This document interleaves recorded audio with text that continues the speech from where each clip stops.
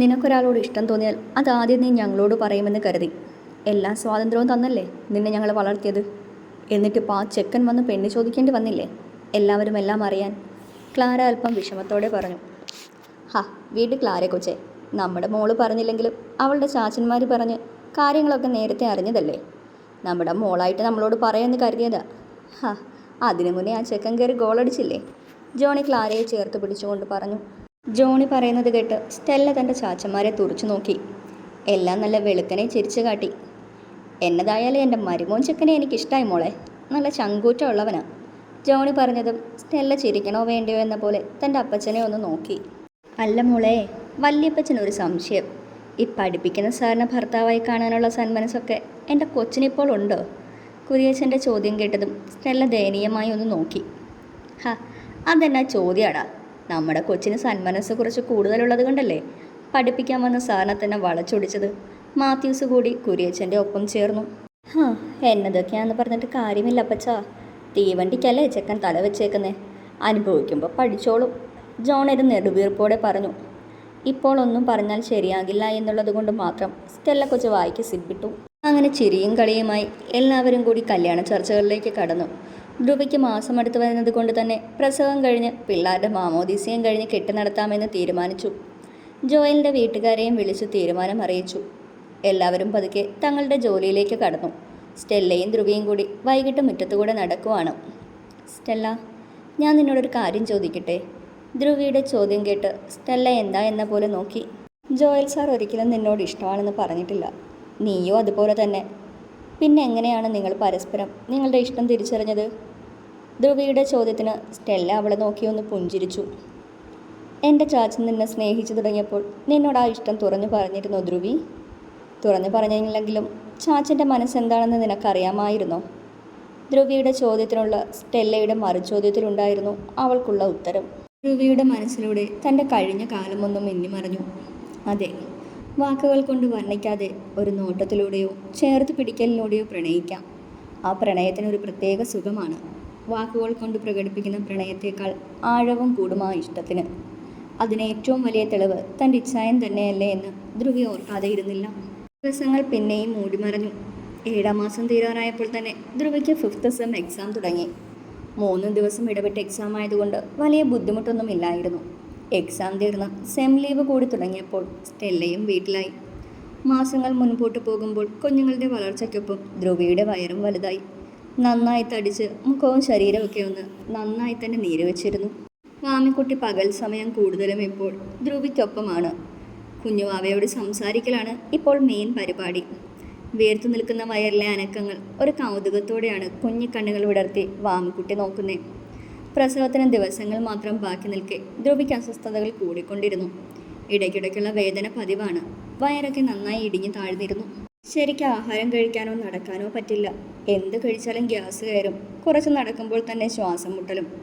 നന്നായി തടിച്ചത് കൊണ്ട് തന്നെ പഴയ മുഖഷേപ്പ് പോലും മാറിയിട്ടുണ്ട്. ധ്രുവിക്ക് മേടിക്കുന്ന സാധനങ്ങൾ പകുതി മുക്കാലും ആൽവിയുടെയും ആൽബയുടെയും സ്റ്റെല്ലയുടെയും വയറ്റിലേക്കാണ് പോകുന്നത്. പതിവ് പോലെ ആഹാരം കഴിച്ച് കുറച്ച് നടന്നതിന് ശേഷം ധ്രുവി കിടന്നു. ക്രിസ്റ്റി ധ്രുവിയുടെ നീരുവെച്ച കാലിൽ പതിയെ തടവി കൊടുത്തുകൊണ്ടിരുന്നു. ധ്രുവി ഉറങ്ങിക്കഴിഞ്ഞ് ക്രിസ്റ്റി ധ്രുവിയുടെ നെറ്റിയിലും വയറിലും ചുംബിച്ചുകൊണ്ട് അവൾക്കരികിലേക്ക് കിടന്നു.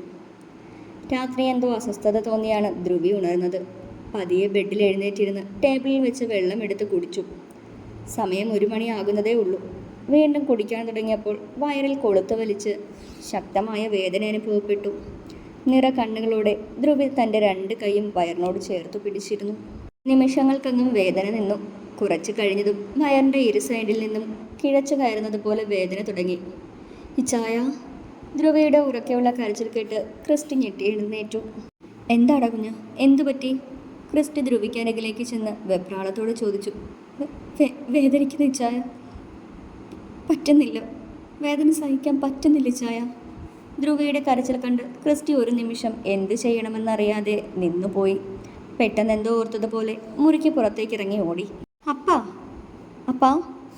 കുര്യച്ചൻ്റെ മുറിയുടെ കഥകളിൽ ശക്തമായി ഇടിച്ചുകൊണ്ട് വിളിക്കുമ്പോൾ ക്രിസ്റ്റിയും കരച്ചിലിൻ്റെ വക്കോളം എത്തിയിരുന്നു. മുറിക്ക് പുറത്തേക്ക് ധ്രുവയുടെ കരച്ചിലും ഉയർന്നു കേൾക്കാൻ തുടങ്ങി. ക്രിസ്റ്റിയുടെ വിളി കേട്ട് താഴത്തെ എല്ലാ മുറികളിലെയും ലൈറ്റ് തെളിഞ്ഞു. കുരിയച്ചനും മാത്യൂസും ലിസിയും ട്രീസയും ജോണും ഷെറിനും ഓരോ റൂമിൽ നിന്നും പുറത്തേക്കിറങ്ങിയിരുന്നു. ക്ലാരയും ജോണിയും അവരുടെ വീട്ടിലാണ്. മുറിക്ക് പുറത്തിറങ്ങിയവർ ക്രിസ്റ്റിയോട് കാര്യം തിരക്കുന്നതിന് മുൻപ് തന്നെ ധ്രുവിയുടെ കരച്ചിൽ എല്ലാവരും കേട്ടിരുന്നു. ക്രിസ്റ്റിയോടൊന്നും ചോദിക്കാതെ എല്ലാവരും ആ മുറിയിലേക്ക് കയറി. ജോണേ, വണ്ടി എടുക്കണോ? വേദന കൊണ്ട് കരയുന്ന ധ്രുവിയെ കണ്ട് മാത്യൂസ് പറഞ്ഞു. ജോൺ പുറത്തേക്കിറങ്ങിയപ്പോൾ തന്നെ ട്രീസ ഹോസ്പിറ്റലിൽ കൊണ്ടുപോകാൻ റെഡിയാക്കി വെച്ച ബാഗ് എടുത്തുകൊണ്ട് വന്നു. അമ്മ. ധ്രുവി ഒരു കൈകൊണ്ട് തൻ്റെ വയറിൽ താങ്ങിപ്പിടിച്ച് മറു കൈകൊണ്ട് ലിസിയുടെ കയ്യിൽ മുറുകെ പിടിച്ചുകൊണ്ട് അലറിക്കരഞ്ഞു. ഒന്നുമില്ല മോളെ, നമുക്കിപ്പോൾ ഹോസ്പിറ്റലിൽ പോകാം. ട്രീസയും ലിസിയും ധ്രുവിയെ ആശ്വസിപ്പിച്ചുകൊണ്ടിരുന്നു. ക്രിസ്റ്റി, കൊച്ചിനെ എടുക്കടാ. കുരിയച്ചൻ പറഞ്ഞത് ക്രിസ്റ്റി വിറയ്ക്കുന്ന കൈകളോടെ ധ്രുവിയെ എടുത്തുയർത്തി തൻ്റെ നെഞ്ചോട് ചേർത്ത് പിടിച്ചു. ഇച്ചായ.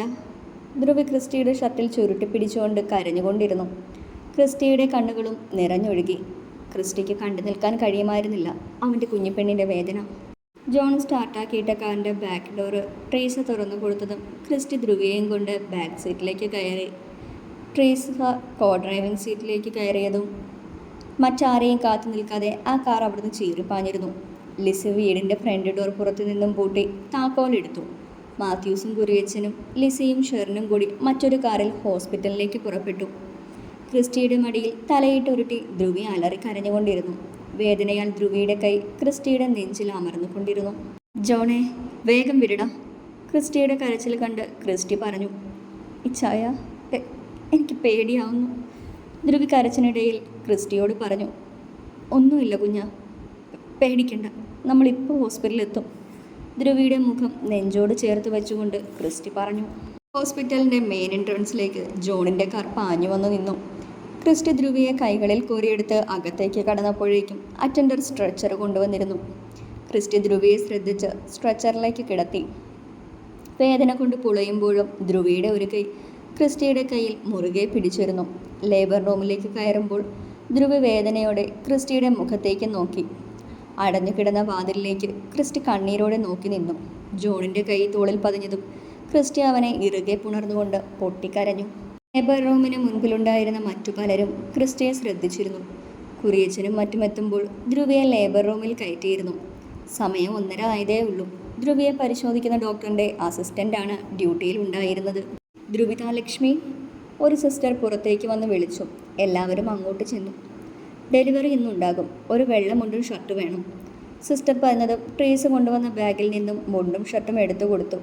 ട്രീസയെയും അവർ അകത്തേക്ക് വിളിപ്പിച്ചു. ട്രീസയും നേഴ്സിംഗ് അസിസ്റ്റൻറ്റും കൂടെ ധ്രുവിയുടെ ഡ്രസ്സ് ചേഞ്ച് ചെയ്ത് കൊടുത്ത് ട്രീസയെ അവർ പുറത്തേക്കിറക്കി. ധ്രുവിക്ക് ഷേവ് ചെയ്ത് ഇനിമയെടുത്ത ശേഷം PV ചെയ്തു.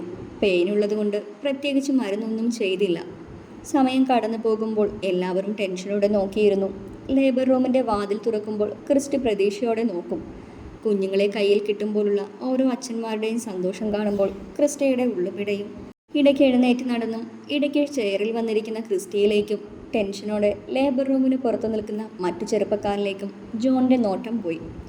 ഉള്ളിൽ പ്രസവവേദനയോടെ കിടക്കുന്ന പെൺകുട്ടികളെക്കാൾ വേദനയും പേടിയും പുറത്തു നിൽക്കുന്ന അവരുടെ ഭർത്താക്കന്മാർക്കാണെന്ന് ജോണിന് തോന്നി. ക്രിസ്റ്റി അവിടെ ഉണ്ടായിരുന്ന ക്ലോക്കിലേക്ക് നോക്കി. സമയം 5:45 കഴിഞ്ഞു. അപ്പാ, നമുക്ക് ഈ ഹോസ്പിറ്റലിൽ വേണ്ട, വേറെ എവിടെയെങ്കിലും കൊണ്ടുപോകാം അവളെ. ക്രിസ്റ്റി ടെൻഷനോടെ കുരിയച്ചനോട് പറഞ്ഞു. നീ എന്നതാടാ ഈ പറയുന്നേ? ഈ സമയത്ത് ഇനി എവിടെ കൊണ്ടുപോകാൻ? മോള് ആദ്യം മുതലേ ഈ ഹോസ്പിറ്റലല്ലേ കാണിക്കുന്നേ? കുരിയച്ചൻ ക്രിസ്റ്റിയോട് ചോദിച്ചു. അത്രയും നേരം എൻ്റെ കുഞ്ഞ് വേദന സഹിക്കണ്ടേ? ഇപ്പോൾ തന്നെ എന്തുമാത്രം സഹിച്ചു പാവം. അവൾ കുഞ്ഞല്ലേ വലിയ മമ്മി. എൻ്റെ കുഞ്ഞിനെ എങ്ങനെ സഹിക്കുക ഈ വേദന? തൻ്റെ അടുത്ത് നിന്ന് ലിസിയുടെ തോളിലേക്ക് തല ചായച്ചുകൊണ്ട് ക്രിസ്റ്റി പറഞ്ഞു. ഓരോന്നും ഒപ്പിച്ച് വെക്കുമ്പോൾ ഇതൊക്കെ ആലോചിക്കണമായിരുന്നു മോനെ.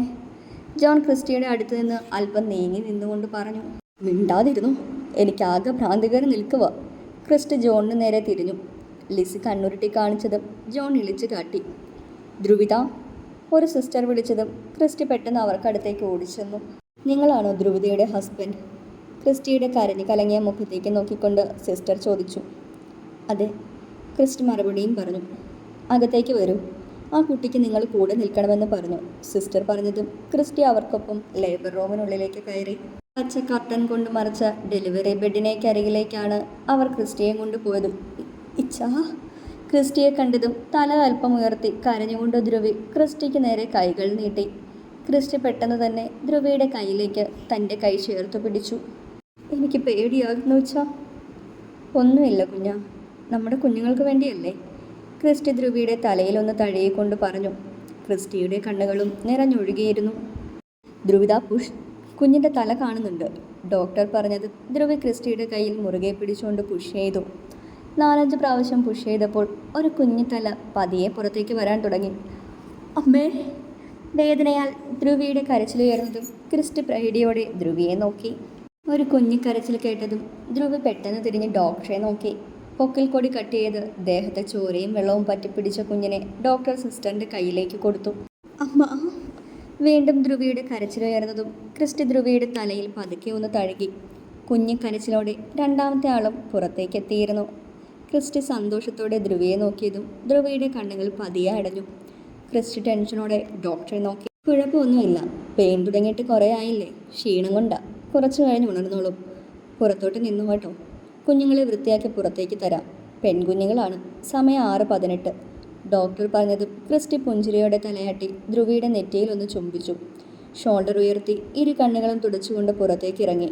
ലേബർ റൂമിന് പുറത്തേക്ക് ഇറങ്ങിയ ക്രിസ്റ്റിയെ അതിലൊരു സിസ്റ്റർ നിർവികാരമായി നോക്കി നിന്നു. ലേബർ റൂമിന് പുറത്തേക്കിറങ്ങിയതും ക്രിസ്റ്റി കരഞ്ഞുകൊണ്ട് ട്രീസയെയും ലിസിയെയും ഒരുപോലെ കെട്ടിപ്പിടിച്ചു. എല്ലാവരും പരിഭ്രമത്തോടെ ക്രിസ്റ്റിയെ നോക്കി.